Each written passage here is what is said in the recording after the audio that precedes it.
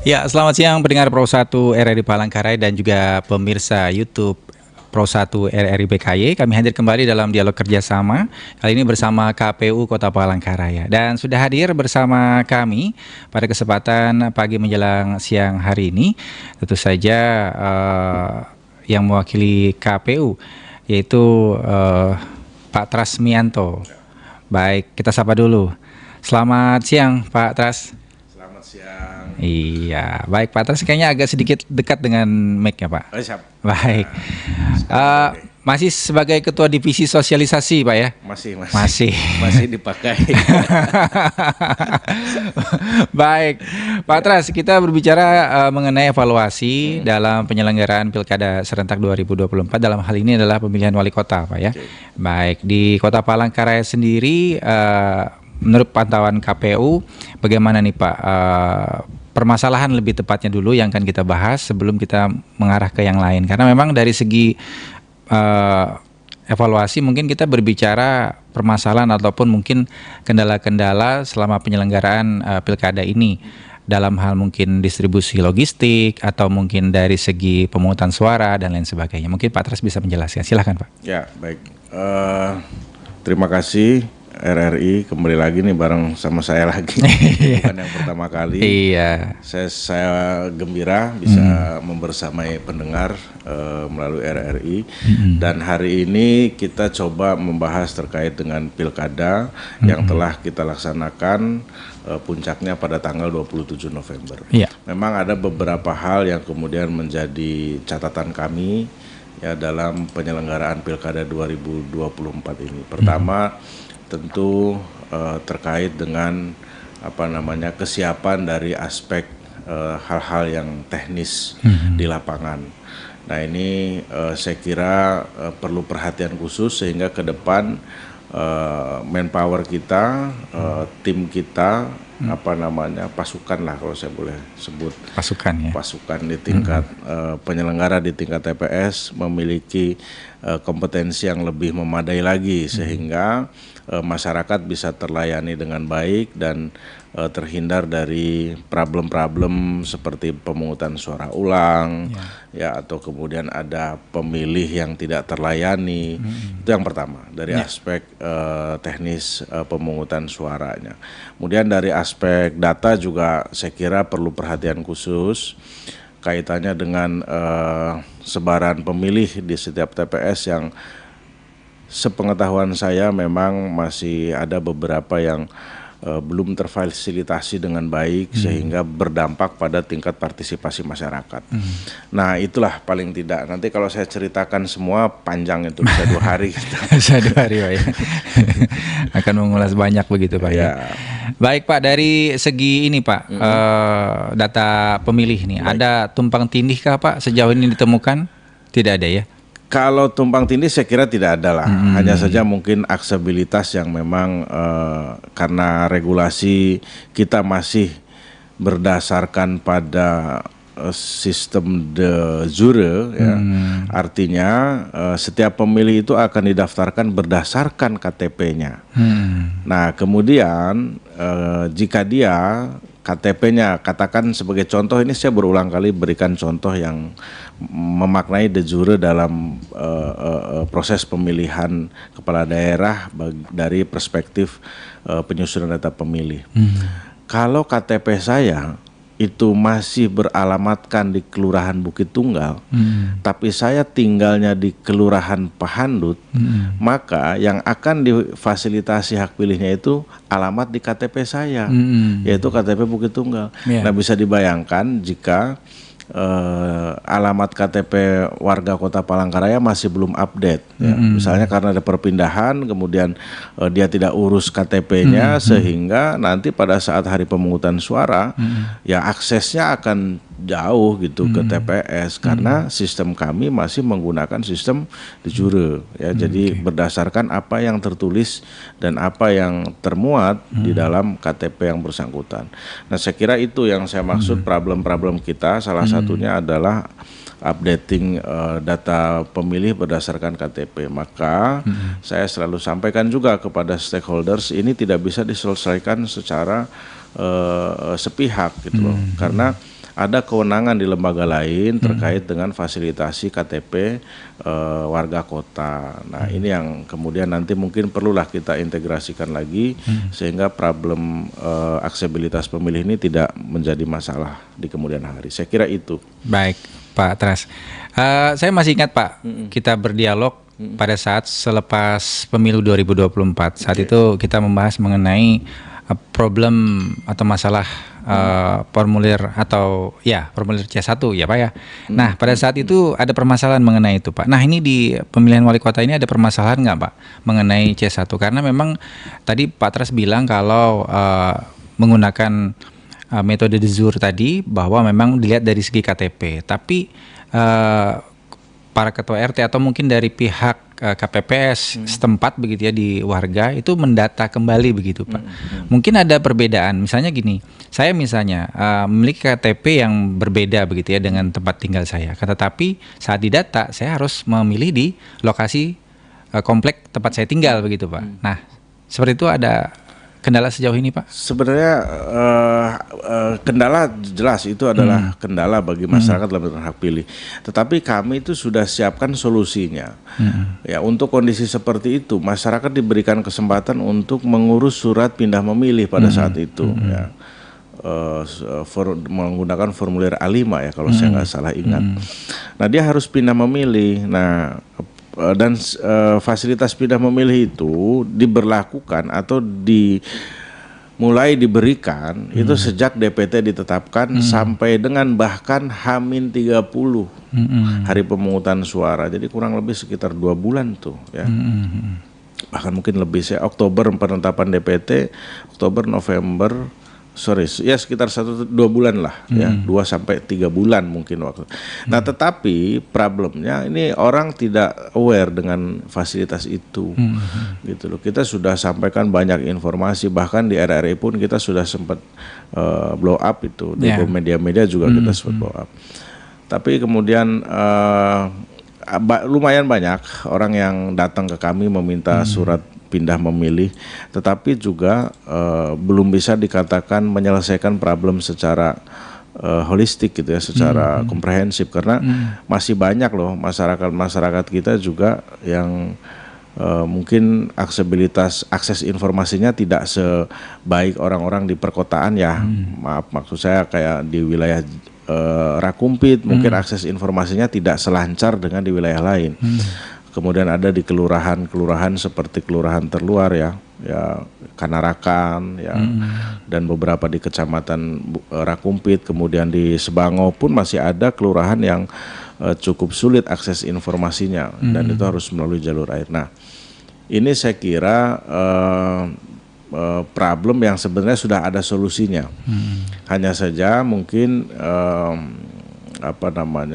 publik masih belum melihat itu sebagai urgensinya, belum nampak pada saat itu, belum nampak, karena orang mulai sibuk mencari tahu pindah memilih di mana itu biasanya mendekati hari pemungutan suara.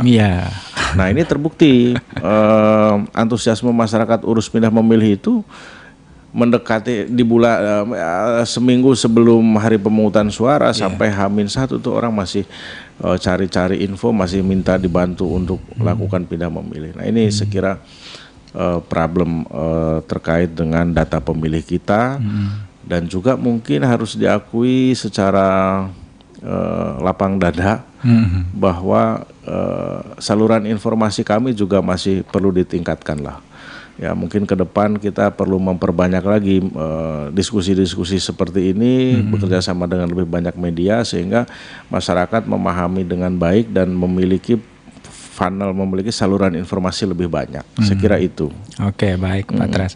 Nah, berkaitan dengan PSU Pak, kan terjadi di PSU nih Pak ya. Betul. Nah, PSU sendiri berkaitan, lebih tepatnya mungkin yang sudah didata baik Bawaslu maupun KPU yang sudah didata ini, penyebabnya apakah memang karena ada penyebab yang melandaskan harus dilakukan PSU, ataukah berkaitan kembali dengan data tadi Pak yang seperti kita bahas sebelumnya?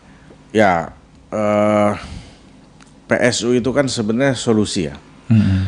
Jadi solusi atas persoalan yang tidak bisa diselesaikan pada saat itu.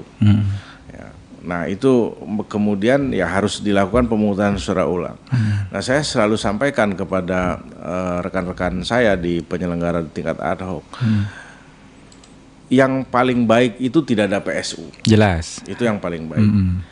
Tapi kalau pun harus ada PSU, itu juga tidak buruk gitu loh. Itu juga baik kok. Berarti ada persoalan yang harus diselesaikan, kan gitu. Nah, persoalannya apa? Ya, saya ambil contoh misalnya, itu memang persoalan yang sangat teknikal sekali ya. Misalnya jumlah pemilih yang hadir tidak sesuai dengan jumlah surat hasil perhitungan surat suara misalnya. Nah ini kan tentu problem ini tidak ada pilihan lain selain dilakukan pemungutan suara ulang, karena kita tidak tahu di situ siapa memilih siapa. Nah aspek asas rahasia kan melindungi itu. Nah kerahasiaan itu tidak mungkin diselesaikan dengan cara mempertanyakan satu persatu kan. Kamu pilih siapa kan nggak mungkin. Nah akhirnya dilakukanlah pemungutan suara ulang. Itu contoh yang paling sederhana lah. Kemudian juga ada beberapa hal lain, misalnya seperti hal-hal yang berdampak pada tindak pidana pemilu. Tapi kabar baiknya di 2024 pilkada yang lalu kita tidak ada satupun kasus yang mengarah pada tindak pidana pemilu. Ya. Jadi kita udah case close bahwa memang berdasarkan kajian Bawaslu dan tidak terbukti memenuhi unsur-unsur pidana di 2 TPS yang dilakukan PSU tempo hari. Saya kira itu. Ini suara saya masih bagus nggak? Bagus, Pak. Agak parau dikit tadi itu, Pak. Agak parau ya. Iya. Baik, Pak. Ini yang harus dilakukan KPU, Pak, menyikapi PSU supaya tidak terjadi lagi, Pak, di kemudian hari. Apa evaluasi dari KPU mengenai hal itu, Pak? Oke, saya kira begini ya. Harus diakui lah bahwa PSU itu kan karena pemahaman dari penyelenggara di tingkat TPS yang belum sempurna. Ya. Ya mungkin juga saya terlalu naif kalau berharap jauh gitu ya. Ya berharap sempurna lah, orang paham betul. Karena itu memang bukan pekerjaan utamanya gitu. Nah, itu bukan sesuatu yang bukan habitnya dia melakukan pelayanan pemungutan suara. 5 tahun sekali, Pak. 5 tahun sekali gitu. Ya. Nah, yang harus dilakukan ya sebenarnya mempersiapkan petugas KPPS itu bukan hanya 30 hari sebelum hari pemungutan suara ya, bukan hanya pada saat ada pilkada saja, tapi mempersiapkannya setiap hari, setiap bulan, sepanjang masih ada KPU gitu loh. Sepanjang masih ada lembaga ini berarti ya kami punya kewajiban untuk mempersiapkan SDM. Bagaimana caranya? Secara normatif sebenarnya sudah ada perintah bahwa kita harus memberikan pendidikan pemilih kepada masyarakat. Nah, pendidikan pemilih ini salah satunya adalah metode menyelenggarakan pemilihan itu seperti apa. Nah, kami sudah upayakan itu, kita lakukan melalui kelompok-kelompok masyarakat yang saat ini saya jalankan itu di mahasiswa ya. Jadi kebetulan kemarin saya memberikan bimbingan pelatihan dan sepertinya akan menjadi kegiatan rutin dari kelompok mahasiswa untuk menyelenggarakan pemilihan presiden dan wakil presiden mahasiswa. Nah, dari sana kami itu menyadari bahwa sebenarnya di masyarakat itu banyak sekali aspek-aspek yang memerlukan pengetahuan atau kepiawaian dalam menyelenggarakan pemilihan, Mas. Banyak itu, mulai dari pemilihan ke presiden mahasiswa, bahkan bisa jadi pemilihan ketua RT pun mestinya menggunakan sistem yang tidak jauh beda dengan pemilihan kepala daerah. Ya, belum lagi kalau di daerah lain ada desa, ada pemilihan kepala desa dan lain-lain. Nah, jadi hal-hal seperti ini yang harus kita rawat. Ya, itu yang saya kira akan mampu meningkatkan skill masyarakat dalam menyelenggarakan pemilihan. Ya, pemilihan itu yang meliputi pemungutan suara, penghitungan suara sampai penetapan suara, kira-kira itu. Itulah yang mimpi besar saya sih sebenarnya. Iya. Dan mudah-mudahan bisa diwujudkan oleh KPU ya Pak. Iya, mudah-mudahan. Baik, Pak, sekarang kita berbicara mengenai partisipasi nih Pak. Kalau pemilih kan sekarang sudah banyak nih dari pemilih pemula begitu Pak ya, mahasiswa begitu kan, generasi muda yang memang antusias juga nih, melek dengan politik lah ibaratnya seperti itu. Nah, bagaimana Bapak melihat partisipasi di pemilu maupun pilkada, pemilihan wali kota ini seperti apa Pak? Ya, saya menyoroti pilkadanya ya. Jadi berdasarkan hasil dari perolehan suara yang tertuang dalam formulir DB1 di tingkat KPU Kota Palangkaraya itu persentase pemilihnya 61,030. 61. Ya, saya sebut sih 61% ya pembulatan. Nah, lebih bagus dibandingkan dengan pilkada sebelumnya. Itu catatannya ya. Nah, tetapi apakah kemudian ini sebuah prestasi yang bisa dibanggakan? Tidak juga, gitu loh. Karena kita punya target itu 70 sampai 80. Baik. Nah, ini menjadi PR besar kami. Nah, dominasi saat ini memang lebih banyak ditempati oleh kalangan generasi X, generasi milenial dan generasi Y. Generasi Z juga ada di dalamnya. Nah, tetapi yang menjadi catatan penting saya itu Kecamatan Jekan Raya menjadi penyumbang partisipasi tertinggi saat ini. Jekan Raya Pak ya. Di Jekan Raya. Dan ini berbeda dengan tahun-tahun sebelumnya gitu loh. Ini menjadi, saya kira kita perlu sama-sama mempelajari pola di masyarakat ini, apa sebenarnya yang mendorong mereka berangkat ke TPS. Nah, ini perlu kita pelajari polanya. Nah, nanti kemudian diskursusnya pasti akan melebar ke persoalan-persoalan money politik dan lain-lain begitu ya. Nah, itu juga saya kira sedikitlah kita akan bahas bahwa problem money politik itu seperti sesuatu yang agak sulit kita lawan. Karena ini kaitannya dengan hal yang saya bahas di awal. Ini dengan pendidikan pemilih. Ya, ini dengan pendidikan peningkatan kecerdasan politik masyarakat. Nah, lalu kemudian kenapa ada money politik dalam kontestasi pemilihan kepala daerah? Saya kira tidak mungkin ada itu terjadi jika tidak ada demand, tidak ada permintaan. Kan begitu. Nah, jadi sebenarnya yang perlu pemahaman secara terus-menerus terkait dengan pentingnya partisipasi masyarakat, ya, pentingnya menentukan pilihan secara konstitusional, ya, bukan secara transaksional. Nah, itu harus terus-menerus disampaikan oleh kita semua. Ya, kami sebagai penyelenggara, kemudian pemerintah sebagai stakeholders, kemudian peserta juga sebagai stakeholders ya, partai politik juga, bahkan dalam undang-undang partai politik itu mereka memiliki kewajiban untuk meningkatkan kecerdasan politik masyarakat, melakukan pendidikan politik kepada masyarakat. Nah, saya kira ini yang perlu dilakukan bersama, yang kemudian partisipasi masyarakat itu tumbuh karena kesadaran politik, ya, bukan karena kesadaran pragmatis, bukan karena kebutuhan-kebutuhan instan. Nah, itu kalau kita bicara 61% partisipasi masyarakat. Saya tuh sebenarnya takut ditanya itu 61% itu karena money politik, bukan. Nah, ini bahaya nih. Sudah mau saya ke arah sana sih sebenarnya Pak. Tapi kayaknya lebih baik kita hindari saja Pak ya, informasi seperti itu. Biar masyarakat lah yang menjawab ya. Betul. Kau berangkat Bapak ke TPS karena apa? Itu kan harus ada survei. Baik. Dan kalau di kompleks saya, di TPS saya itu Pak, bahkan disabilitas itu datang begitu Pak. Disabilitas datang itu tentu saja keinginan dari keluarga dan diri sendiri itu kuat begitu Pak. Karena agak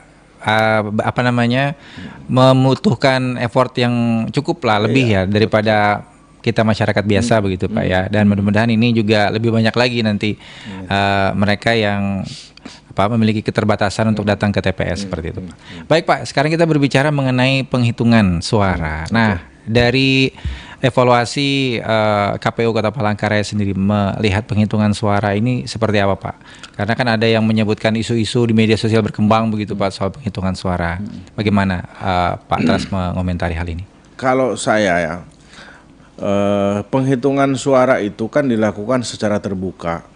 Bahkan ya di dalam normanya, ya di dalam peraturan perundang-undangan, jika penghitungan suara itu dilakukan di tempat yang kurang pencahayaan, itu bisa dilakukan penghitungan suara ulang loh. Ya, Ya, artinya negara sudah melindungi hak seluruh peserta dan seluruh pemilih untuk memastikan tidak ada pembajakan lah di dalam proses penghitungan itu. Jadi saya kira sepanjang itu dilakukan secara terbuka, disaksikan oleh seluruh pemilih, oleh seluruh stakeholder, ya kalau pemilih saya kira tidak bisa menyaksikan semua lah, karena mereka juga punya kepentingan sendiri-sendiri masing-masing di rumah segala macam. Tapi di sana ada saksi, di sana ada pengawas TPS gitu loh. Saya kira kalau ada isu wah itu dibajak tuh di ini penggelembungan dan lain-lain, ya perlu pembuktian lah itu, ya perlu didalami secara khusus. Tapi kalau dalam perspektif saya sebagai komisioner sekaligus juga sebagai masyarakat, sebagai pelaku pelaku sejarah dalam memilih kepala daerah, dan ini sudah saya lakukan sejak 2019 ya. Setidaknya saya sudah 4 kali mengadakan penyelenggaraan pemilu dan pilkada 2019, 2020 dan 2024. Nah, saya kira sangat sulit itu melakukan tindakan-tindakan yang mengelabui publik melalui proses penghitungan suara, itu sangat sulit. Mau bagaimana gitu loh, cara menghitungnya mau bagaimana? Hitungan itu kan matematis ya. Jadi kalau ada orang 1 ditambah 1 sama dengan 3 itu kan semua orang akan teriak itu. Nah, jadi saya kira itu perlu diluruskan dan didalami apakah kondisinya memang terjadi pembajakan pada saat penghitungan atau tidak. Saya jangan ditanya kalau di saat tahapan lain dibajak bisa nggak, jangan ya. Nanti lama itu. Saya agak menyoroti juga nih Pak, yang berkembang di media sosial nih kan. Gimana sih sebenarnya aturan kalau kita masuk ke TPS? Ada yang bilang dilarang bawa HP. Sementara yang berkembang di media sosial itu justru mereka mendokumentasikan melalui video begitu Pak, proses mereka mencoblos. Oh, ada itu? Ada Pak. Oh. Jadi bagaimana itu Pak? Tidak boleh membawa HP itu memang betul. Iya. Tapi membawa HP ke dalam bilik. Kalau dia bawa HP kemudian dititipkan di petugas KPPS di tempat tertentu, misalnya disiapkan kotak, itu yang benar. Tapi kalau dia sampai bawa ke dalam bilik ya, kemudian memoto hasilnya, kemudian mempublikasikan, itu pelanggaran asas itu. Jadi itu berbahaya. Saya pastikan itu akan diproses secara hukum karena melawan asas yang sudah ditentukan oleh negara. Asas apa yang dilanggar? Ya asas rahasia 1. Dan bisa jadi asas kebebasan juga dia renggut karena pada akhirnya orang menjadi tidak bebas. Misalnya kayak begini ya. Misalnya saya seorang yang memiliki otoritas di lingkungan saya. Nah, kemudian saya mempublikasikan pilihan saya. Ya, orang juga akan merasa tidak nyaman kalau tidak memilih seperti pilihan saya kan akhirnya. Nah, ini yang saya maksud pelanggaran terhadap asas pemilihan kepala daerah. Jadi tolonglah setidak-tidaknya pedomani asasnya langsung, umum, bebas, rahasia, jujur dan adil. Langsung artinya dia tidak boleh diwakilkan, ya kan. Umum artinya berlaku untuk semua orang yang sudah memiliki hak pilih. Bebas itu tanpa ada intimidasi, dan rahasia itu tidak diketahui oleh orang lain gitu. Jangan, enggak Pak, saya rahasiakan ini kok, yang tahu cuma saya sama Facebook misalnya, itu namanya kan bukan rahasia. Kalau Facebook udah tahu, semua manusia juga bakal tahu kan gitu. Nggak boleh itu. Sempat viral itu Pak soalnya. Saya lihat viral, saya lihat loh kok bisa. Wah, ini sementara saya kan kemarin itu ditegur begitu ya. Diingatkan, bukan ditegur ya, diingatkan untuk tidak membawa HP ke dalam. Betul, seperti itu. Harus. Baik. Nah, satu lagi Pak, kalau misalnya KTP itu diperlihatkan, ditunjukkan begitu Pak. Kan biasanya hanya di tempat meja awal saja Pak dikasih lihat KTP ini harus ditunjukkan katanya gitu. Memang itu aturannya Pak ya. Nah, normanya begini, itu harus ditunjukkan, betul. Kenapa sih harus ditunjukkan? Pertama, di dalam KTP itu kan memuat bukan hanya identitas diri, tetapi juga foto diri kan. Nah, tujuannya adalah si petugas bisa memastikan orang ini adalah orang yang sama dengan orang yang ada di KTP. Kemudian dia harus linear dengan data yang dipegang oleh KPPS 4 dan 5, KPPS yang ngurusin registrasi. Nah, itu fungsinya dia menunjukkan. Lalu Pak, bagaimana kalau dia membawa, dia lupa tidak membawa, dia tidak bisa menunjukkan? Ya, ini kembali kepada si KPPS sih sebenarnya. KPPS-nya yakin bukan dia warganya, satu. Yang kedua, pembuktian bahwa dia adalah warga tersebut siapa. Kemudian yang ketiga, orang ini sebenarnya orang yang sama atau tidak dengan orang yang ada di daftar hadir atau di daftar pemilih tetap yang ada di tangan petugas KPPS. Nah, kalau semuanya sudah memenuhi unsur bahwa ini adalah orang yang sama, saya kira ya itu tidak menjadi sebuah persoalan. Gitu loh. Selama sudah ada di DPT ya. Tapi kalau orang tidak dikenal tiba-tiba datang tanpa ada bukti, tanpa ada alat bukti yang menunjukkan bahwa dia adalah orang yang sama dengan yang ada di daftar pemilih, problem pasti. Oke, baik. Gitu. Baik Pak, kita sudah di penghujung dialog kerjasama kali ini. Mungkin Pak Tras ada closing statement, pesan kepada pendengar, pemirsa YouTube juga tentang bagaimana melihat penyelenggaraan pemilihan kepala daerah dan pemilihan wali kota. Oke, terima kasih. Pertama begini, dalam proses dalam konstitusi kita itu tidak ada pilihan lain untuk menentukan masa depan bangsa selain melalui pilkada dan pemilu. Mau bagaimana, kita tidak mungkin datang ke parlemen membawa tank baja misalnya, atau membawa pasukan, membawa massa untuk merubah sebuah sistem. Itu sangat tidak konstitusional.